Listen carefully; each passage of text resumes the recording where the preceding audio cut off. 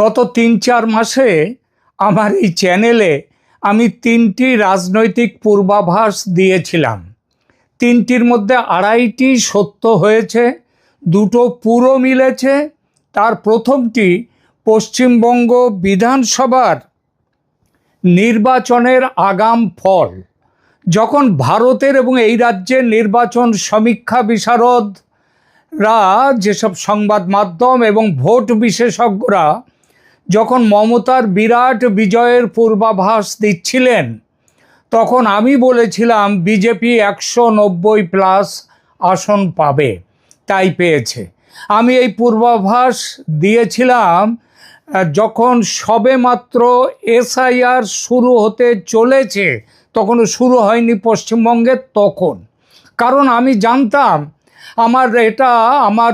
জানতাম যে বিহারের ফল এবং এসআইআরের ফল পশ্চিমবঙ্গে কতটা প্রভাব ফেলতে পারে। আমার দ্বিতীয় পূর্বাভাস ছিল মমতা হেরে গিয়েও পদ ছাড়বেন না, কারণ আমি জানতাম মমতার যা মানসিক গঠন, তাতে ক্ষমতার বাইরে গেলে তিনি মরে যাবেন। এই পরাজয় তিনি মানবেন না, ফলে পদও ছাড়বেন না। এ দুটো আমার মিলে যাওয়া পূর্বাভাস। আর আধখানা মিলেছে সেটা হলো, আমি বলেছিলাম ভোটে হেরে গেলে তার বেঁচে থাকার ইচ্ছাটা চলে যাবে। এমন হতে পারে তিনি নবান্নের 14 তলা থেকে ঝাঁপ দেবেন। সেটা হয়নি এজন্য যে 4 মে ফল প্রকাশের পর নবান্নে ওঠার সুযোগ আর পাননি তিনি। আর না উঠতে পারলে ঝাঁপ দেবেন কি করে? সুতরাং শুনেছি আমার পূর্বাভাসের খবরটি তখনও পর্যন্ত ভাবী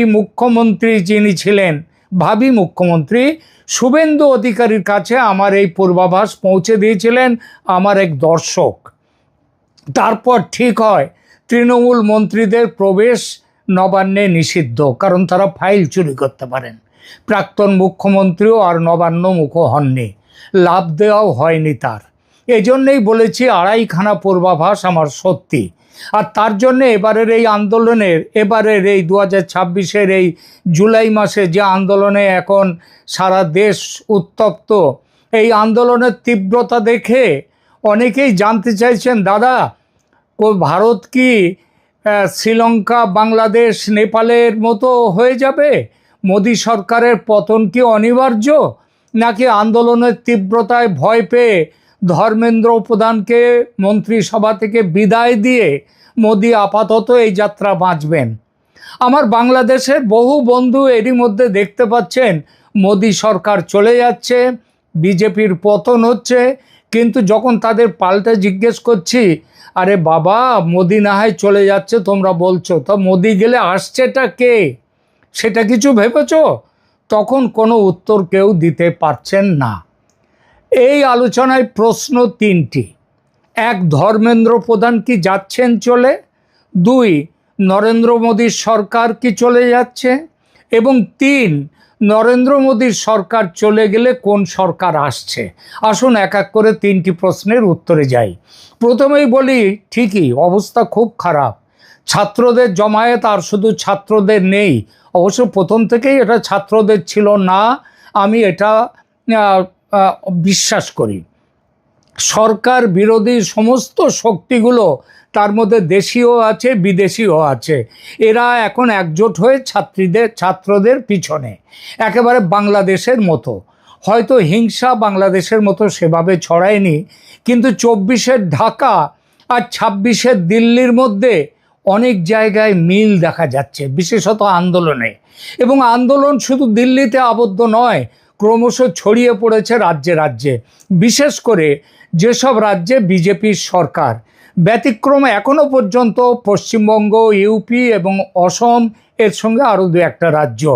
3 রাজ্যের এই মুখ্যমন্ত্রী 3জন, তারা বড় জবরদস্ত। সেটা আন্দোলন এই রাজ্যগুলোতে, এই 3টি রাজ্যে না ছড়িয়ে পড়ার বড় একটা কারণ। আন্দোলন বন্ধ করার সবচেয়ে বড় শর্ত আন্দোলনকারীরা দিয়েছে, শিক্ষামন্ত্রী ধর্মেন্দ্র প্রধানকে পদ থেকে হটাতে হবে। কিন্তু সরকারের তেবর দেখে স্পষ্ট যে ধর্মেন্দ্র প্রধান যাচ্ছেন না, তিনি থাকছেন, সরকার তাকে হটাবে না। সরকার কেন এত অনড় কেন? একটা মানুষকে হোটেলে যদি আন্দোলন বন্ধ হয়, শান্তি ফিরে আসে, তখন সরকার কেন সেই দাবি মানছে না? এটাই তো দাবি মানা উচিত। কেন সরকার প্রতিজ্ঞা করেছে যে আন্দোলন যতই হোক না কেন, যতই ছড়িয়ে পড়ুক, এখনই ধর্মেন্দ্র প্রধানকে সরানো হবে না, বরং যত বেশি তার পদত্যাগের দাবি উঠছে, বিজেপি নেতৃত্ব তত বেশি তার পাশে গিয়ে দাঁড়াচ্ছে। প্রশ্ন কেন? ধর্মেন্দ্র প্রধান কি বিজেপির কাছে একেবারে অপরিহার্য মুখ, নাকি তাকে সরানো মানে আন্দোলনের কাছে নরেন্দ্র মোদী সরকারের আত্মসমর্পণ, নাকি এর পেছনে আছে আরও গভীর এক রাজনৈতিক দর্শন? কি সেই রাজনৈতিক দর্শন? সম্ভবত বিজেপির দর্শন হলো, নরেন্দ্র মোদীর দর্শন হলো রাস্তায় ভিড় করে, সামাজিক মাধ্যমে ঝড় তুলে, কিংবা বিরোধীদের দ্বারা চাপ সৃষ্টি করে মোদী সরকারের মন্ত্রীকে নির্বাসন দেয়া যাবে না। আজকের আলোচনায় আমরা শুধু ধর্মেন্দ্র প্রধানের ভবিষ্যৎ বিচার করব না, আমরা দেখব স্বাধীন ভারতের রাজনীতিতে নৈতিক দায়, এই দায়ের কথাও আবার অনেকে বলছেন, তার উদাহরণ দিচ্ছেন। আসবো সেই প্রসঙ্গে। নৈতিক দায়, প্রশাসনিক দায় এবং রাজনৈতিক দায়, এই তিনটির অর্থ কিভাবে বদলে গেছে। এক সময় রেল দুর্ঘটনার পরে লাল বাহাদুর শাস্ত্রী পদত্যাগ করেছিলেন। 1999 সালে আবার ভয়াবহ গাইসাল রেল দুর্ঘটনার পর রেলমন্ত্রী নীতিশ কুমার তার পদ ছেড়েছিলেন। আবার 2G স্পেকট্রাম বিতর্কে প্রবল রাজনৈতিক চাপে মন্ত্রিত্ব ছাড়তে হয়েছিল ইউপিএ সরকারের টেলিকম মন্ত্রী এ রাজাকে। তাহলে প্রশ্নপত্র ফাঁস, পরীক্ষা বাতিল এবং ছাত্রদের আন্দোলনের, এত বড় আন্দোলনের পরেও ধর্মেন্দ্র প্রধান কেন থেকে যাবেন? কেন তাকে রাখার জন্য এত চেষ্টা? এই প্রশ্নের উত্তর শুধু একজন মন্ত্রীর মধ্যে নেই, এর উত্তর লুকিয়ে আছে বিজেপির দর্শন, তার ক্ষমতা পরিচালনার চরিত্রে। সেটা কি রকম? বর্তমান আন্দোলনের তাৎক্ষণিক কেন্দ্রবিন্দু হলো প্রতিযোগিতামূলক পরীক্ষা নিট। এই নিটে অনিয়ম, বিশেষত মেডিকেল প্রবেশিকা পরীক্ষা নিট ঘিরে প্রশ্নপত্র ফাঁস ও পরীক্ষা বাতিলের অভিযোগ। প্রতিবেদন অনুযায়ী পরীক্ষাটিতে 22 লক্ষেরও বেশি পরীক্ষার্থী ছিল। পরীক্ষা বাতিল হওয়ায় শুধু একটি পরীক্ষার সময়সূচি বদলায়নি, বহু ছাত্রের দীর্ঘ প্রস্তুতি, অর্থ ব্যয়, মানসিক স্থিতি এগুলো ভেঙে পড়েছে। এই ক্ষোভের সঙ্গে আরও কয়েকটি পুরনো ক্ষোভ যুক্ত হয়েছে, যেমন চাকরির পরীক্ষা বারবার পিছিয়ে যাওয়া, বিভিন্ন রাজ্যে প্রশ্নপত্র ফাঁস। মনে রাখবেন, এই ফাঁসের মধ্যে আবার বিজেপির রাজ্যগুলো ছাড়াও কিন্তু অন্যদের রাজ্যও রয়েছে যারা এই আন্দোলনের পেছনে। এরপরে কোচিং ক্লাস নির্ভর শিক্ষা ব্যবস্থা, পরীক্ষা পরিচালনাকারী প্রতিষ্ঠানের বিশ্বাসযোগ্যতা এবং শিক্ষিত যুবকদের কর্মসংস্থানের সংকট, সবগুলো একসাথে মিলে আছে। ফলে এটি আর শুধু একটি পরীক্ষা নিয়ে প্রতিবাদ নেই, এটি হয়ে উঠেছে শিক্ষা ব্যবস্থা, নিয়োগ ব্যবস্থা এবং রাজনৈতিক প্রতিষ্ঠানের বিরুদ্ধে এক বৃহত্তর যুব অসন্তোষ। আন্দোলনের সঙ্গে যুক্ত হয়েছে তথাকথিত ককরোচ আন্দোলন বা ককরোচ জনতা পার্টি। আন্দোলনকারী ককরোচরা তাদের নিজেদের নাম দিয়েছে ককরোচ। অবমাননাকর অভিধা নিজেদের রাজনৈতিক পরিচয়ে পরিণত করেছেন। এর মধ্যে রয়েছে একটা তীব্র শ্লেষ বা ব্যঙ্গ। এই আন্দোলনের সমর্থনে সোনাম ওয়াংচুক অনশনে নেমেছেন এবং তার হাসপাতালে নিয়ে যাওয়াকে কেন্দ্র করে, যদিও সেটা আবার হাইকোর্টের অর্ডারই হয়েছে, তাহলে নতুন বিতর্ক তৈরি হয়েছে। তো বিতর্ক তৈরি তো হবেই, একটা আন্দোলনে তো বিতর্ক তৈরি হবেই। এবং বিভিন্ন শহরে বিক্ষোভ এবং আটক হওয়ার খবরও এসেছে। রাহুল গান্ধী, তার দল কংগ্রেস, আম আদমি পার্টি, সমাজবাদী পার্টি, এমনকি তামিলনাড়ুর যে স্ট্যালিনের পার্টি ডিএমকে, মোটামুটি সমস্ত বিরোধী দলগুলো তারাও করেছে কি রাস্তায় নেমে গেছে এবং ধর্মেন্দ্র প্রধানকে বরখাস্ত করার দাবি তুলেছেন। প্রধানমন্ত্রীর বাসভবন অবরোধ হয়েছে কংগ্রেসের নেতৃত্বে। অর্থাৎ বর্তমান আন্দোলনে বাস্তব ছাত্র অসন্তোষ আছে, আবার বিরোধী দলগুলোর রাজনৈতিক সুযোগ সন্ধানও আছে। আন্তর্জাতিক শক্তি বা ডিপ স্টেটের জড়িত থাকার সম্ভাবনাও আছে। বিজেপি জানে আন্দোলনকে পুরোপুরি বিরোধীদের ষড়যন্ত্র বলে উড়িয়ে দিলে মানুষের ক্ষোভ আরও বাড়বে। আবার আন্দোলনের দাবি মেনে শিক্ষামন্ত্রীকে সরিয়ে দিলে বিরোধীরা বলবে সরকার পরাজিত হয়েছে। আর এই দ্বন্দ্বের মধ্যেই ধর্মেন্দ্র প্রধানের ভবিষ্যৎ নির্ধারিত হবে। মন্ত্রীর পদত্যাগ এটা আইনি বাধ্যবাধকতা না রাজনৈতিক রীতি? ভারতে কোনো প্রশ্নপত্র ফাঁস হলে শিক্ষামন্ত্রীকে অবশ্যই পদত্যাগ করতে হবে, সংবিধানে এমন কোনো বিধান নেই। এবং প্রশ্নপত্র ফাঁস যে শুধু ভারতে হয় তা নয়, ইউরোপ আমেরিকার মতো দেশের বড় বড় প্রশ্নপত্র সেখানেও ফাঁস হয়েছে, কিন্তু সেখানে শিক্ষামন্ত্রী কিংবা পদত্যাগের কোনো নিয়ম নেই। এমনকি যেসব সংস্থার প্রশ্নপত্র ফাঁস হয়েছে তাদের প্রধান পদে যারা বসে আছেন তারাও পদত্যাগ করেননি। তাদের ওখানে মূল প্রশ্ন পদত্যাগ কেন, প্রশ্নপত্র ফাঁস হলো সেগুলো দেখা, সেই জায়গাগুলো ধরা, যারা ফাঁস করেছে তাদেরকে আইনের মুখে নিয়ে আসা। পদত্যাগ করলে কোনো কিছু হয় না, এটা তাদের নিয়ম। কিন্তু ভারতের আবার অন্যরকম। মন্ত্রী পদে থাকবেন কি থাকবেন না একটা কেলেঙ্কারির পর সেটা একটা বড় জিনিস, কিন্তু সেটা শেষ পর্যন্ত হয়ে যায় প্রধানমন্ত্রীর রাজনৈতিক সিদ্ধান্ত। সংসদীয় গণতন্ত্রে মন্ত্রিসভা যৌথভাবে লোকসভার কাছে দায়বদ্ধ, কিন্তু নির্দিষ্ট কোনো বিভাগের প্রশাসনিক ব্যর্থতার জন্য সংশ্লিষ্ট মন্ত্রী নৈতিক দায় নেবেন কি না সেটি মূলত একটি সাংবিধানিক রীতির প্রশ্ন। আইন তাকে বাধ্য করে না, আবার রাজনৈতিক সংস্কৃতি তাকে বাধ্য করতে পারে, জনমত তাকে বাধ্য করতে পারে, প্রধানমন্ত্রী তাকে বাধ্য করতে পারেন। আমাদের ভারতে এর সব কটার উদাহরণ আছে। কিন্তু বর্তমান ভারতীয় রাজনীতিতে নৈতিক দায় আর স্বয়ংক্রিয়ভাবে পদত্যাগে পরিণত হওয়ার রাজনীতিটা নেই।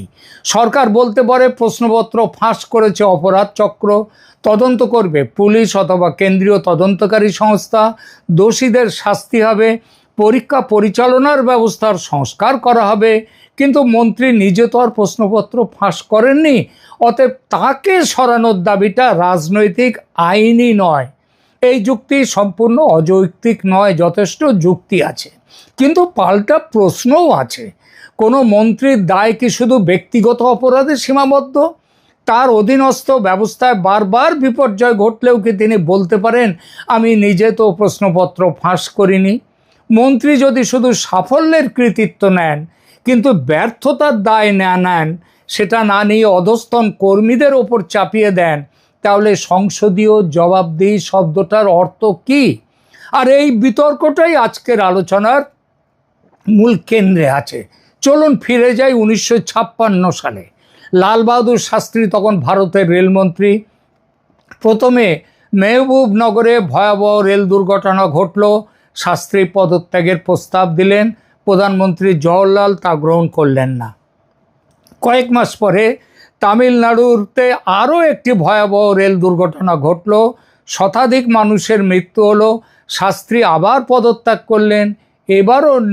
এবার কিন্তু নেহেরু তার পদত্যাগপত্র গ্রহণ করলেন। শাস্ত্রী ট্রেন চালাচ্ছিলেন না, তিনি সিগন্যাল দেখেননি, পরিচালনা করেননি, রেল লাইনের রক্ষণাবেক্ষণও তিনি ব্যক্তিগতভাবে করেননি। তবু তিনি কি বলেছিলেন দপ্তরের সর্বোচ্চ রাজনৈতিক দায়িত্ব তার পদত্যাগ গৃহীত হয়। পরবর্তী সময়ে এই ঘটনাটি ভারতের সংসদীয় ইতিহাসে নৈতিক দায় গ্রহণের অন্যতম গুরুত্বপূর্ণ উদাহরণ হয়ে ওঠে। তবে এখানেও একটি সতর্কতা প্রয়োজন। শাস্ত্রীর যুগকে অতিরিক্ত রোম্যান্টিক করে দেখা উচিত নয়। তখন সংবাদ মাধ্যমের প্রকৃতি আলাদা ছিল, দলীয় রাজনীতির প্রতিযোগিতা আজকের মতো এত তীব্র ছিল না, সামাজিক মাধ্যম ছিল না, 24 ঘন্টার রাজনৈতিক প্রচার যন্ত্র ছিল না। তাই শাস্ত্রীর পদত্যাগকে তার ব্যক্তিগত নৈতিকতার নিদর্শন বলা যায়, কিন্তু সেটিকে এমন বাধ্যতামূলক নিয়মও বলা যায় না যে প্রতিটি দুর্ঘটনা বা প্রশাসনিক ব্যর্থতার পর মন্ত্রীকে সরে যেতে হবে। তবু শাস্ত্রীর নজির একটি প্রশ্ন রেখে যায়, ক্ষমতার সঙ্গে শুধু কর্তৃত্ব নয়, তার দায়ও থাকে নাকি, এই প্রশ্নটা রেখে যায়। আজকের সরকার হয়তো বলবে শাস্ত্রীর পদত্যাগ তো দুর্ঘটনা বন্ধ করতে পারেনি, তারপরেও দুর্ঘটনা ঘটেছে। নীতিশ কুমারের কথায় আসি। 1999 সালে উত্তরবঙ্গের গাইসালে দুটি ট্রেনের মুখোমুখি সংঘর্ষে ভয়াবহ প্রাণহানি ঘটে। নীতিশ কুমার তখন অটল বিহারী বাজপেয়ী সরকারের রেলমন্ত্রী। তিনি নৈতিক দায় স্বীকার করে পদত্যাগ করেন। এখানেও তিনি দুর্ঘটনার প্রত্যক্ষ কারিগর ছিলেন না, কিন্তু রাজনৈতিকভাবে বলেছিলেন রেল মন্ত্রক আমার অধীন, দায় আমার। নীতিশ কুমারের এই পদক্ষেপকে অনেকেই লাল বাহাদুর শাস্ত্রীর নজিরের সঙ্গে মিলিয়ে দেখেন। কিন্তু একটি কথা মনে রাখতে হবে, নীতিশ কুমার তখন বিজেপির সদস্য ছিলেন না, তিনি এনডিএ জোটের শরিক সমতা পার্টির নেতা ছিলেন। জোট রাজনীতিতে একজন শরিক দলের নেতা পদত্যাগ করলে প্রধানমন্ত্রীর ব্যক্তিগত কর্তৃত্ব ততটা প্রশ্নের মুখে পড়ে না, যতটা নিজের দলের কোনো গুরুত্বপূর্ণ মন্ত্রীকে আন্দোলনের চাপে সরালে তাকে পড়তে হয়। অর্থাৎ নীতিশের পদত্যাগ ছিল নৈতিক পদক্ষেপ, কিন্তু তার রাজনৈতিক পরিপ্রেক্ষিত ধর্মেন্দ্র প্রধানের পরিস্থিতির সঙ্গে এক নয়। ধর্মেন্দ্র প্রধান বিজেপির দীর্ঘদিনের সংগঠক। তিনি শুধুই একটি মন্ত্রকের প্রশাসনিক প্রধান নন, তিনি দলের রাজনৈতিক সম্পদ। এই পার্থক্যটা অত্যন্ত গুরুত্বপূর্ণ। এবার আরেকটি উদাহরণে আসি, এটি হলো এ রাজার পদত্যাগ। 2010 সালে দ্বিতীয় ইউপিএ সরকারের সময় টেলিকম মন্ত্রী ছিলেন এ রাজা। তাকে ঘিরে 2G স্পেকট্রাম বরাদ্দ বিতর্ক তীব্র হয়ে ওঠে, ঘুষের অভিযোগ ওঠে, বিরোধীরা সংসদ অচল করে দেয়। অডিট রিপোর্টে বিপুল সম্ভাব্য রাজস্ব ক্ষতির হিসাব সামনে আসে, সংবাদ মাধ্যমে প্রবল চাপ তৈরি হয়। শেষ পর্যন্ত এ রাজা পদত্যাগ করেন। তিনি অবশ্য অভিযোগ অস্বীকার করেছিলেন এবং বলেছিলেন তিনি আইন মেনেই সমস্ত সিদ্ধান্ত নিয়েছিলেন। পরবর্তীকালে বিশেষ আদালতে এ রাজা এবং অন্য অভিযুক্তরা বেকসুর খালাস পান। ফলে একটি গুরুত্বপূর্ণ শিক্ষা পাওয়া যায়, পদত্যাগ মানেই অপরাধ স্বীকার করে নেওয়া নয়।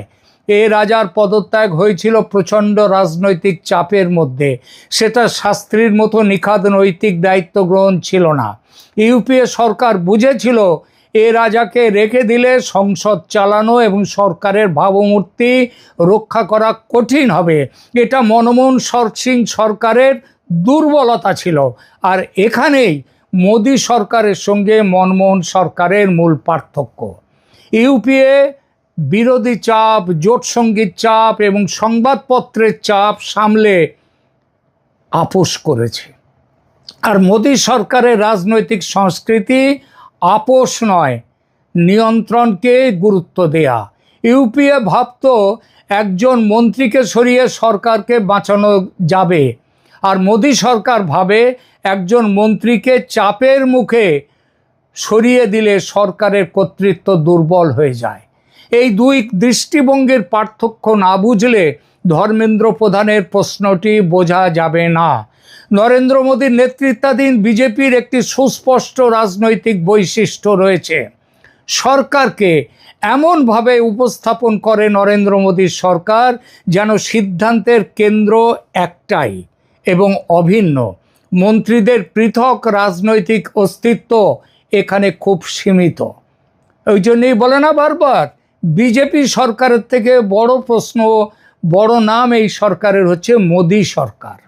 সরকারের সাফল্য নরেন্দ্র মোদীর সাফল্য। আবার কোনো মন্ত্রীর প্রকাশ্য বরখাস্ত প্রধানমন্ত্রীর বরখাস্ত হওয়ার মতো, প্রধানমন্ত্রীর সিদ্ধান্তের ব্যর্থতা। ধর্মেন্দ্র প্রধানকে কে শিক্ষামন্ত্রী করেছেন? প্রধানমন্ত্রী। তাকে মন্ত্রিসভায় রেখেছেন কে? প্রধানমন্ত্রী। এখন আন্দোলনের চাপে তাকে সরানো হলে বিরোধীরা শুধু ধর্মেন্দ্র প্রধানের পরাজয় হয়েছে বলবে না, তারা বলবে নরেন্দ্র মোদী ছাত্রদের চাপের কাছে মাথা নত করেছেন। এবং নরেন্দ্র মোদীর ওই 56 ইঞ্চি বুকের ছাতি তখন সংকুচিত হয়ে যাবে। বিজেপি এই দৃশ্য তৈরি করতে চাইবে না।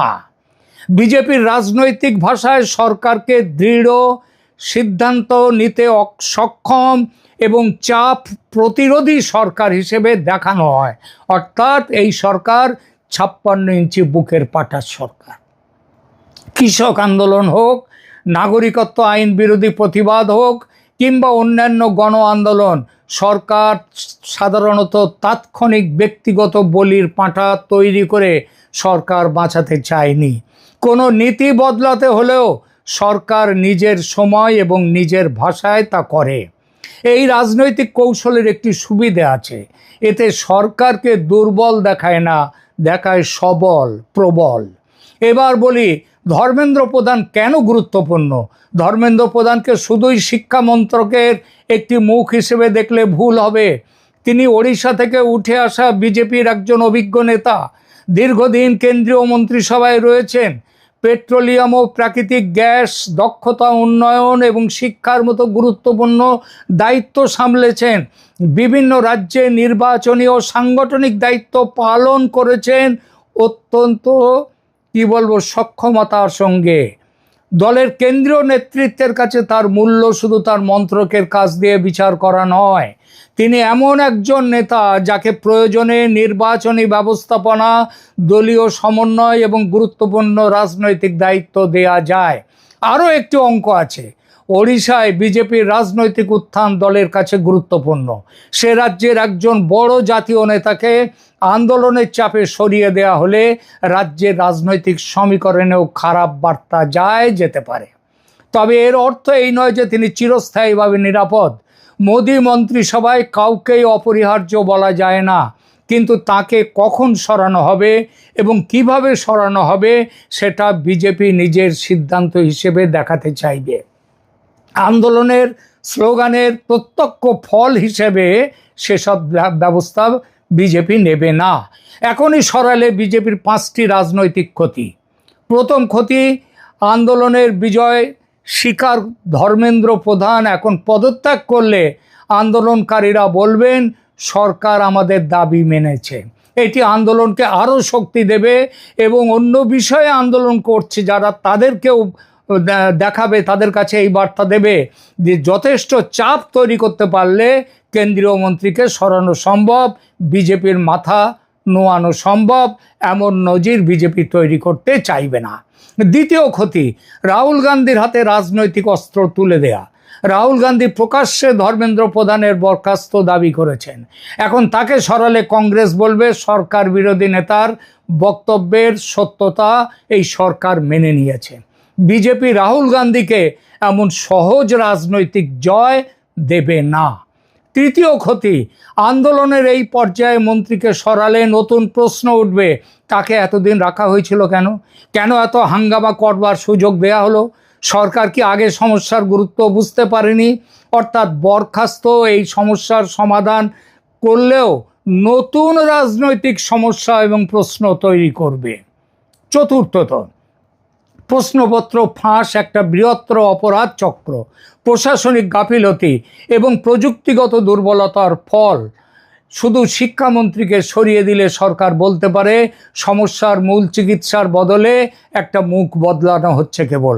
তাই সরকার তদন্ত করবে, বলেছে ফাস্ট ট্র্যাক কোর্টে বিচার করবে, পরীক্ষা সংস্কার করবে, নিট পরীক্ষার ডিজিটাল পরীক্ষার ব্যবস্থা করবে, কঠোর আইনের পথে যেতে চাইবে। মনে রাখবেন, কেন্দ্র 2024 সালে public examination prevention of unfair means act কার্যকর করেছিল, যার উদ্দেশ্য ছিল সরকারি পরীক্ষায় সংগঠিত অনিয়ম ঠেকানো। কিন্তু আইন থাকলেই প্রয়োগ সবসময় সফল হয় না, এখানেও হয়নি। ফলে সামগ্রিকভাবে অন্য মন্ত্রীরা যথা আইনমন্ত্রী বা স্বরাষ্ট্রমন্ত্রীর মাথা নেয়ার দাবিও উঠবে। বলা হবে কেন এইটা সাফল্যমণ্ডিত হয়নি এই আইন।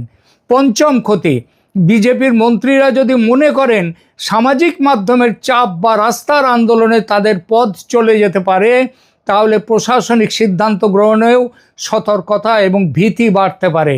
মোদি নেতৃত্ব সাধারণত মন্ত্রীদের এই বার্তাই দিতে চায়, আপনি নেতৃত্বের আস্থা হারালেই চলে যাবেন, বিরোধীদের দাবিতে আপনাকে সরানো হবে না। মন্ত্রীদের দেয়া এই ভরসাটা মন্ত্রীদের কাছে এটা সরকারের একটা বড় শক্তি। মন্ত্রীরা মনে করেন সরকার আমাদের পাশে। সুতরাং ধর্মেন্দ্র প্রধানকে সরানো হবে না, তাকে তাড়ানো হবে না, তাড়াবে না বিজেপি। তাই আন্দোলন যতই তীব্র হোক না কেন সরকার আন্দোলনের মোকাবিলা করবে, কিন্তু সেটা করবে নমনীয়তার সঙ্গে। পুলিশ গুলি চালাবে না। আন্দোলনকারীদের দিক থেকে অনেক প্ররোচনা আসবে। অনেক পুলিশ আহত হয়েছে।